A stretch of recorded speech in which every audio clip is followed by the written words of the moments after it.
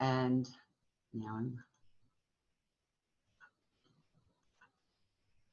so thank you everybody for joining us. I'm Barbara Kuppersmith. I am a member of the League of Women Voters of the Morristown area.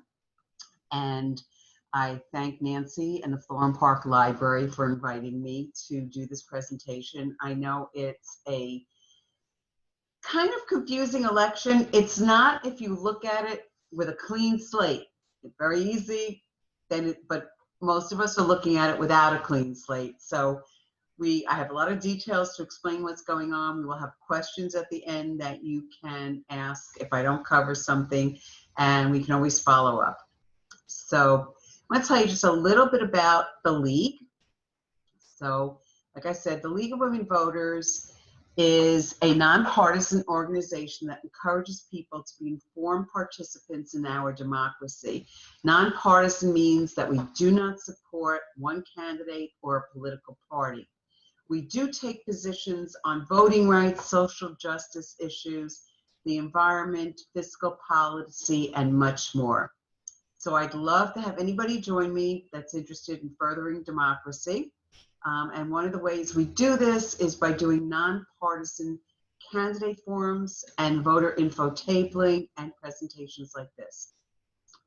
I will be giving you a lot of information. Like I said, I have a cheat sheet. I'm going to put a link in through the website into the chat room at the end that will bring you to my cheat sheet.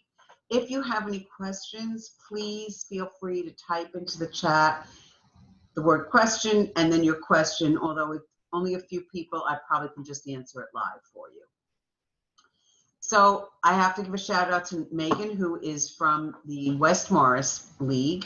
She and I put this presentation together. We used a lot of information from the League.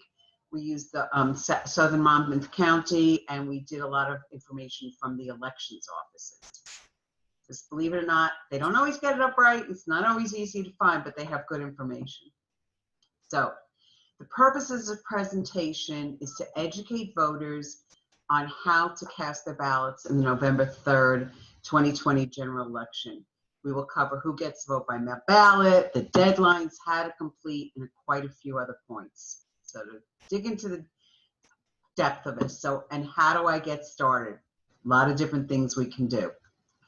First, we recommend that you check your voter registration to make sure you are registered. You can do that at this website, which will check your registration.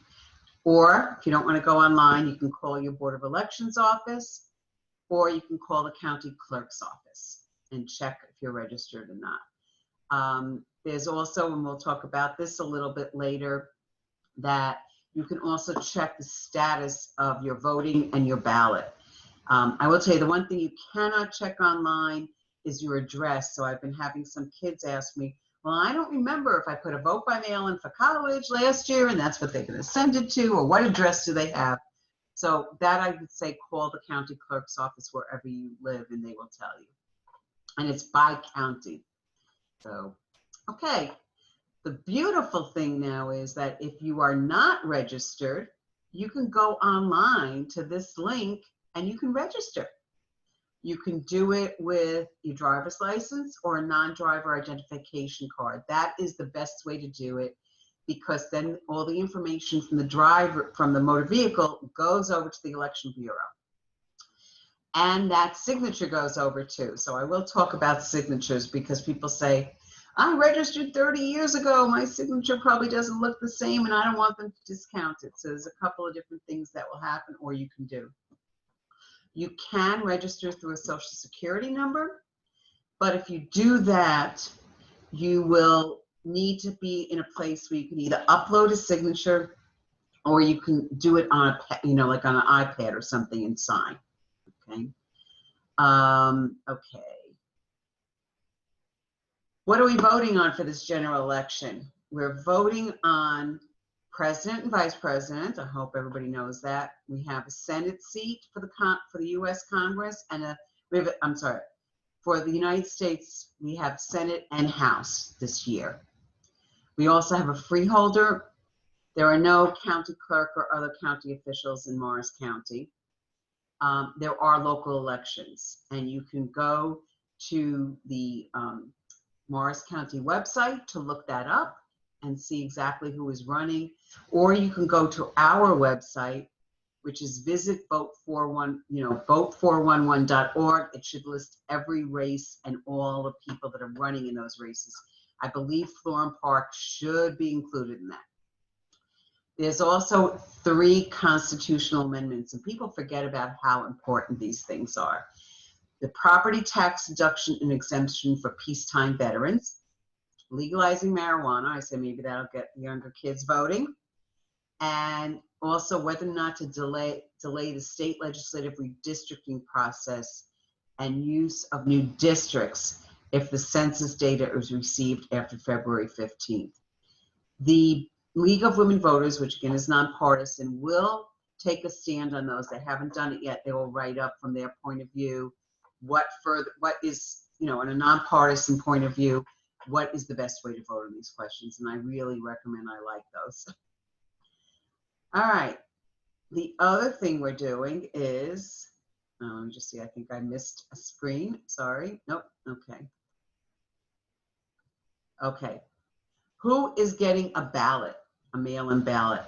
Every active registered voter will automatically receive a paper ballot, and I'm trying not to call it mail-in because you don't have to mail it, a paper ballot for the November 3rd election. They've started mailing them out. I don't know if Morris County has started mailing them out, but I've heard of some people that have gotten them and have already voted.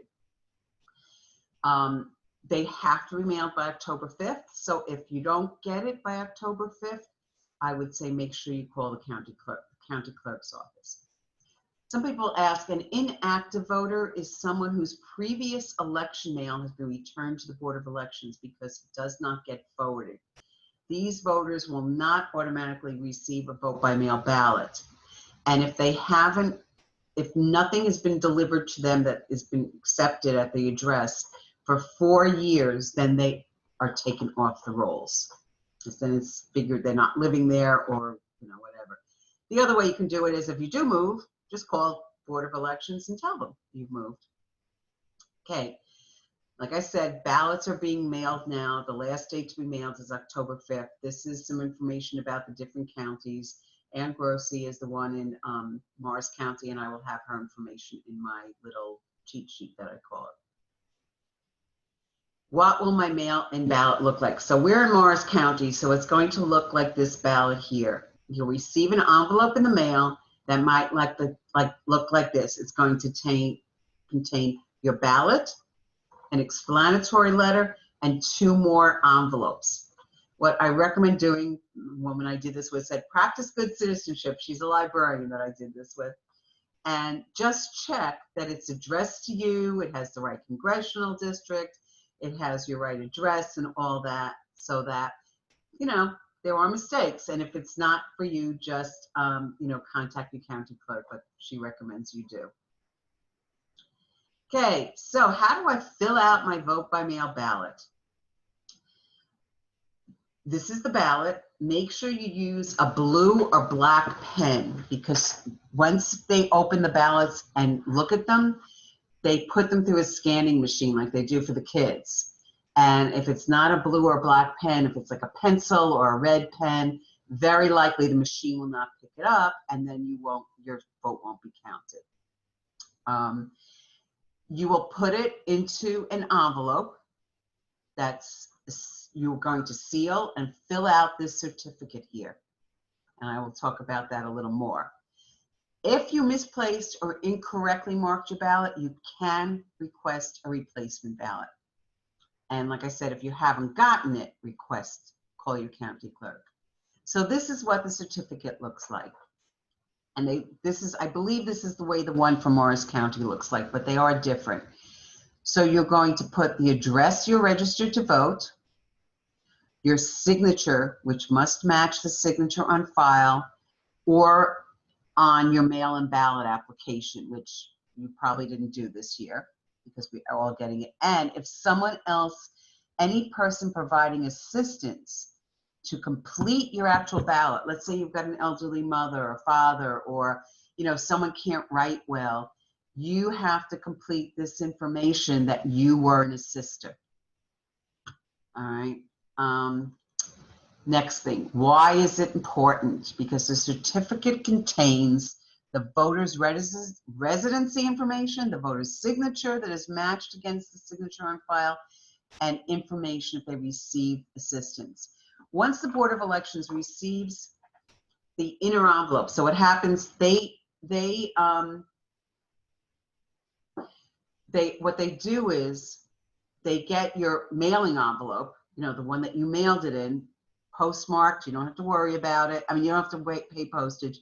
You put this envelope inside the outside mailing envelope. Once they get this, they run this through a scanner to show that your ballot came in. And they know you have your ballot came in. And that's a record. And that's one of the good things about the paper. There's a real record that you sent it in. They verify everything on the certificate, signature and all that. Once the envelope is open, they pull the flap off. As soon as everything's verified, they pull that certificate off. Now the ballot is on the side, sealed envelope, your ballot's in it, but no one will ever know who that ballot belongs to. So no one's going to know how you voted. Okay. And this is just a little bit more, like we said, put the ballot in the smaller certification envelope once you fill it out, and place the sealed certification envelope in the larger envelope and seal. It's self-addressed and stamped. And on this outside mailing envelope, it has a place where the bearer completes it out. So, for example, even if you didn't help somebody with doing their ballot, you take your son's ballot, you take your mother's ballot, you take your wife's ballot, all the people that live in the same house, and you bring it to the post, you bring it wherever, to a box, post office, wherever. You have to complete the bearer part because you have touched this envelope. It has gone out of the hands of the person that actually, whose ballot it is, and into somebody else's hands. Technically, you have to receive this, you have to complete this, okay? Just, it's verification, it's against fraud. I think it's part, and you can only do you can do 3 people if they're not related, 5 people if it's the same address. And I think part of the reason they do this is because they want to be sure, you know, like the old days, and I think of Chicago with John, you know, Daley, they'd get everybody drunk, collect all the, you know, they would be collecting all the ballots and making them go to, you know, turning them in for everybody. So anyway, so that's the way that works. Now we want to avoid rejection. So don't forget to sign. And this is one of the things we know signatures can change over time. 2 things you can, well, the one thing you can do proactively is take a paper registration form. Even though you're registered already, you can download off the website, or I have them, you know, live, and I will be at the library next week and I will have forms. You take a paper registration form, and on that you can change your signature, your address, or your party affiliation. So that's the way, if you really, really want to be sure that if they've got a current signature, that's what you do. And you take a picture of it so you know what it looks like. Because I know people say, when I go to the book, I look at the book and then I can sign it. Well, you're not going to be at the book, okay? And one of the things that League and the NAACP worked on, it's called the Ballot Cure Act. We did this in time for the primaries. That was a temporary, and now it's law. If by chance they get your signature and they say it doesn't look right, and it's not willy-nilly, it's just one, it's not one person saying the signature doesn't look good. It's somebody looking at it, and they're going to ask somebody else to look at it, maybe even a 3rd person to look at it. And I know, like, somebody that was doing that, they worked for the Board of Elections last time, and she said the signature looked right, but it was shaky. And then she realized the woman was 90 years old, because they compare it to what's in the books from when you signed up. She said, you know what? She's 90 years old. Of course she's shaky. It's an accepted.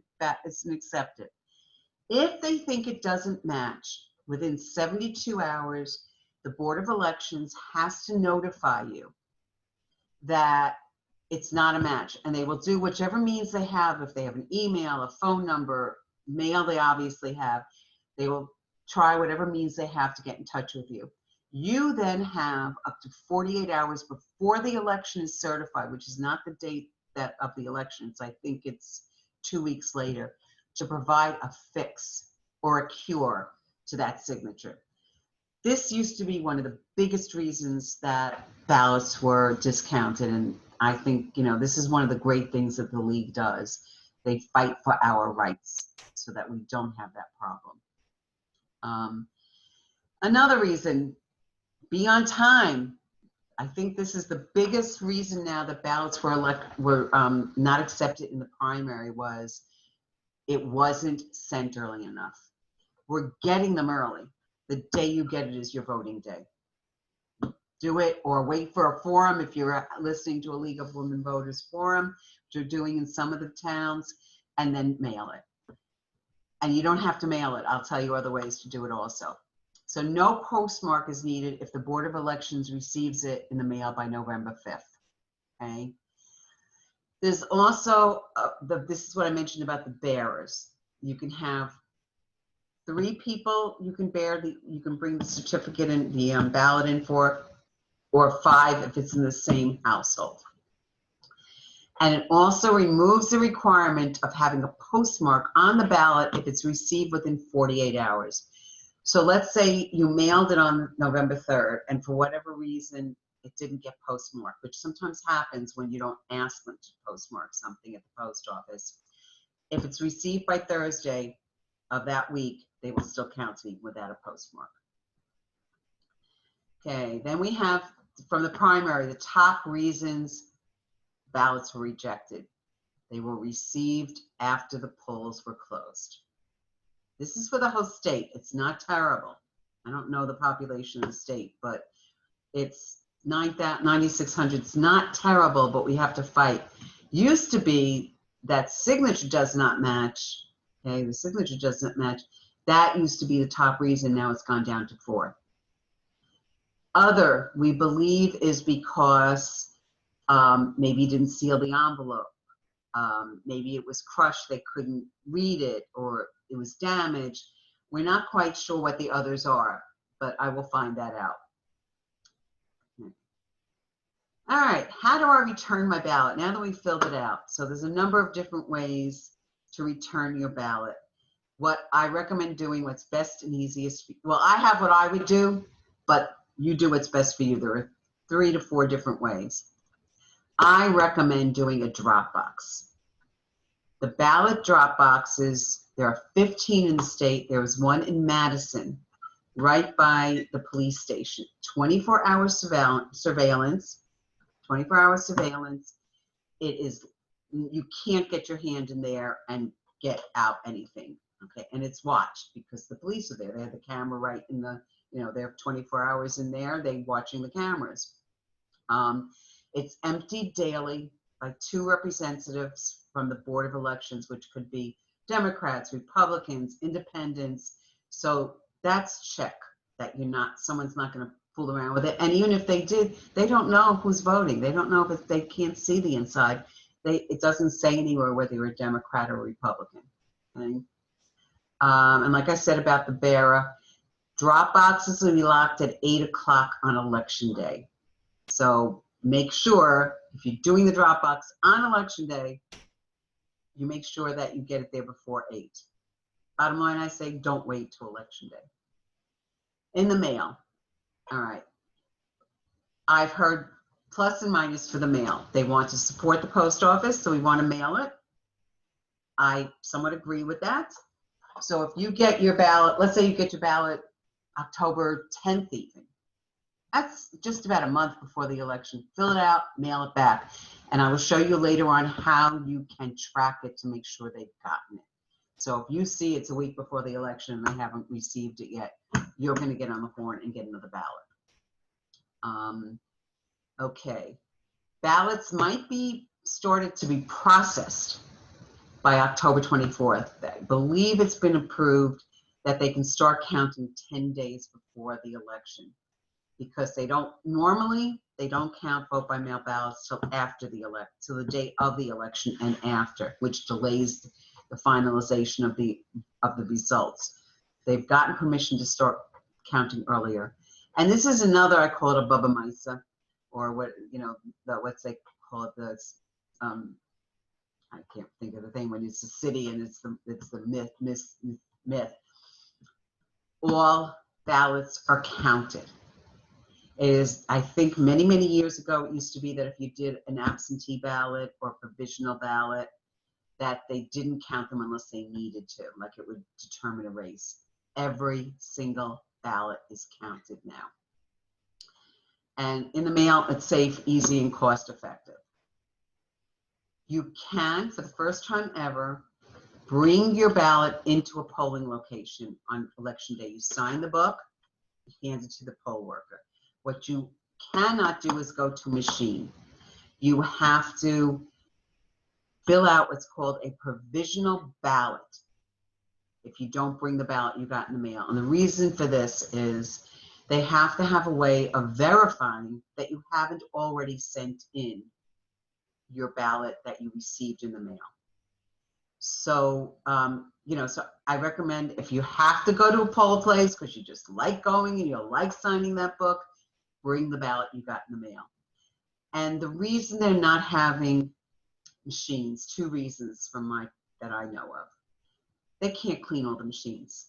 It's just too much work. If they were cleaning the machines between each voter, it would be like the lines would be out way down the street. And they only are going to have one polling place per municipality. So I'm not sure where the Thorne Park one is, but there's one in Thorne Park.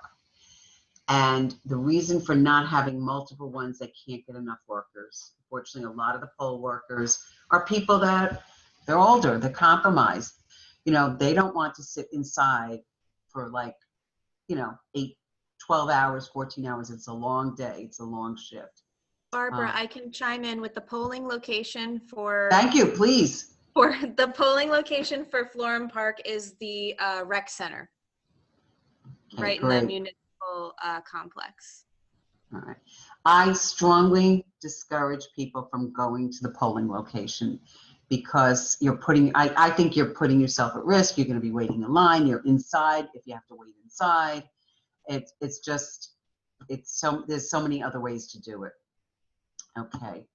And like I said, the other reason that you can't vote on the machine is we have to verify if you already vote, they have to have you fill it out in paper so that if they verify it, that you didn't vote by mail already.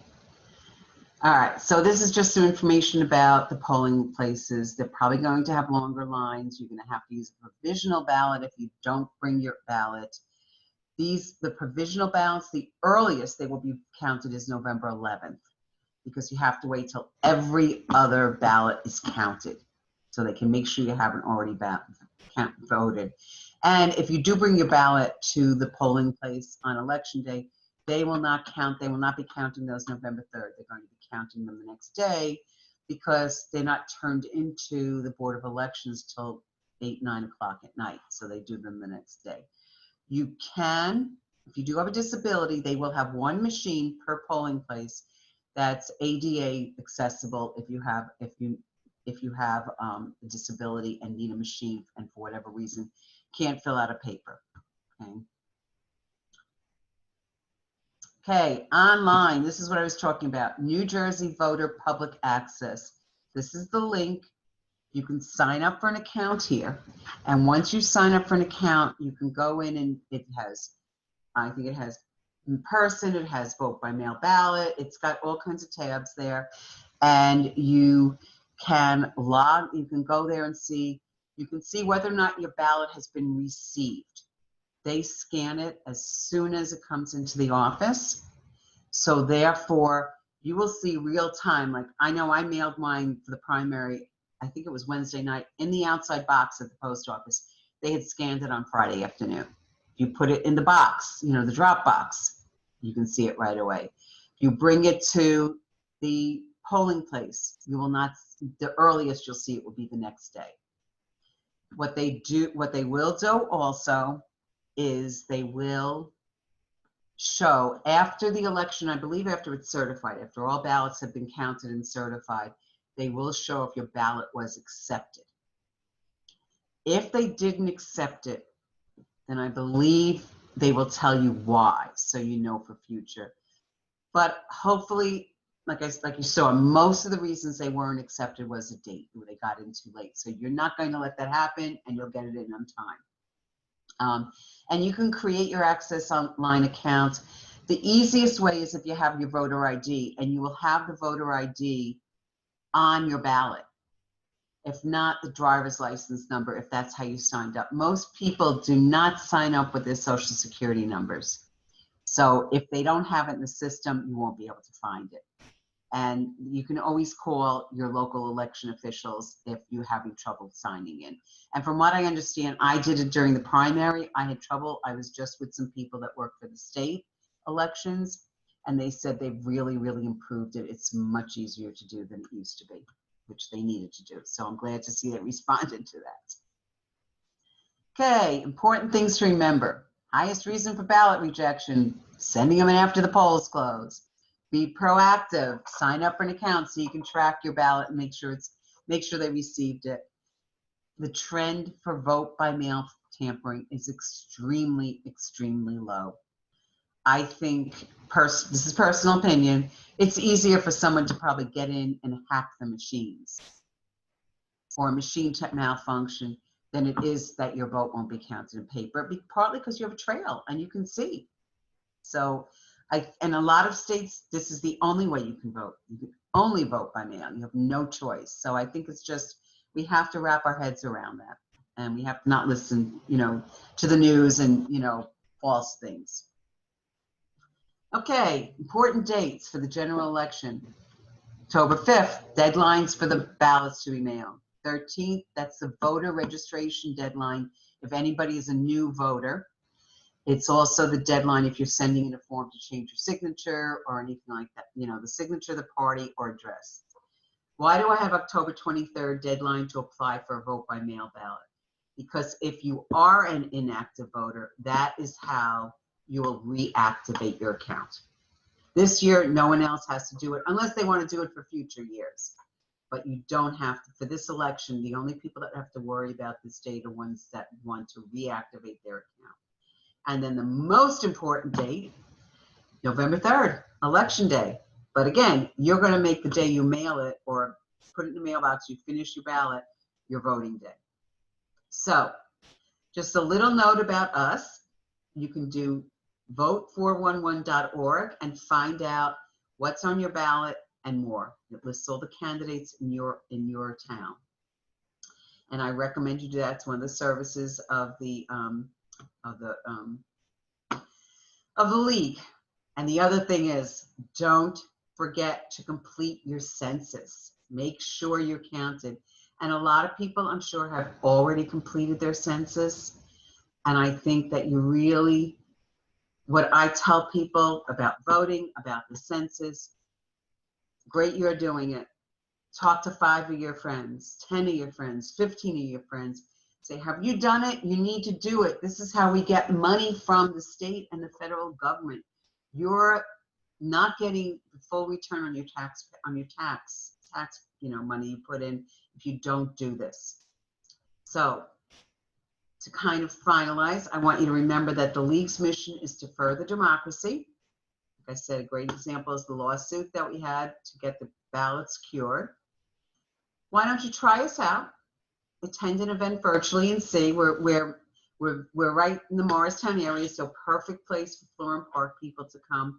I joined to financially support them. I didn't think I'd be doing very much with them, and I am become so involved. I agree so much. At the state level, the local level, it just is a great, great reason. It just promotes democracy, and voting is my thing. And I love doing these presentations. So the League can provide you with the tools to have a powerful voice in government, bring about positive change, and become very politically knowledgeable. I learned from joining the League. We have some very, very smart people that are our members. I've gotten some new friends, and if you're interested, my information is in the link I'm going to put in the chat. And we hope we can count on your support. And this is the URL that will bring you to our,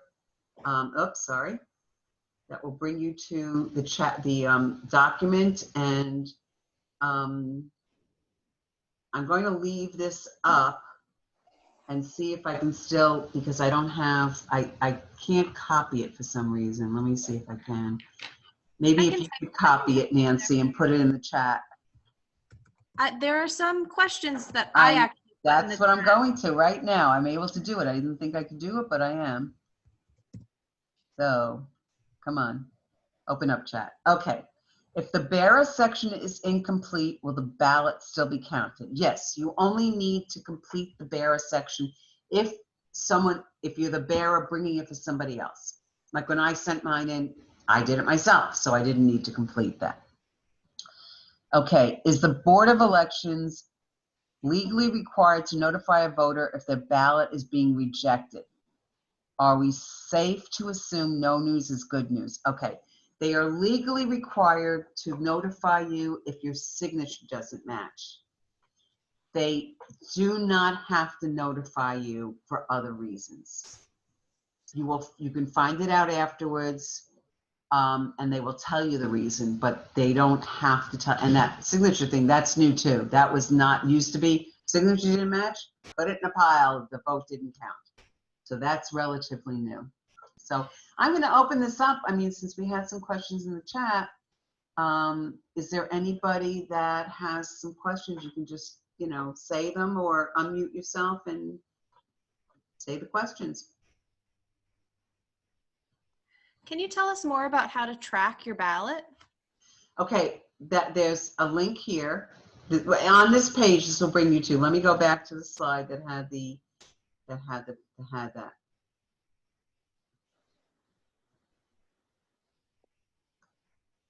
Okay, see this link up here? You create an account, and that was where you can track your ballot. And it's on the New Jersey website, the Board of Elections website. So, and again, if you can't get in, you should be able to get in, but you can always call the Board of Elections. They are very, very helpful with this kind of thing. Any other questions? I see there's one in the chat. Oh, okay, I see. All right, thank you. So, yeah, Nancy put them in the chat, both of them, so it's easier for you to see. Any other questions? Will the sample ballot still be mailed to people? And Perfect. if so, Good. You know what? I have to in ask. No one will be getting sample ballots because your ballot is basically the sample ballot. So there's really no need to mail a sample ballot because they're already sending you a ballot before you'd even get the sample ballot. Does that answer your question? Yes. Okay. One comment, all of your emails with the links went to my junk mail. So not everyone who registered may have figured that out. Oh, so you're saying to Nancy that people that signed up for this may not have gotten the link? Right, because it went to their junk mail. All right, Nancy, that's that's a Nancy. Pointing that out, Michael. I will. I don't know if there's anything we can do to fix that, but I'll look into it tomorrow. That's good intel. Well, yeah, you had something in the registration, but it wasn't so obvious. If you added maybe to also check your junk mail if you don't see an email with a link. Yeah. Okay. Did you get my email this afternoon around 4:30, 5 o'clock? Everything went into the junk mail, but I kept checking it. Okay. You know what you have to do is you have to make Florham Park Public Library that it's, I don't know how to do it, but on your email server, make it that it's not spam, not junk, and then they won't do that. I'm not quite sure how to do it, but that, Yeah. Yeah, it depends on what level, especially with AOL and Hotmail. They are very picky in what they let go through. Mhm. Anything else?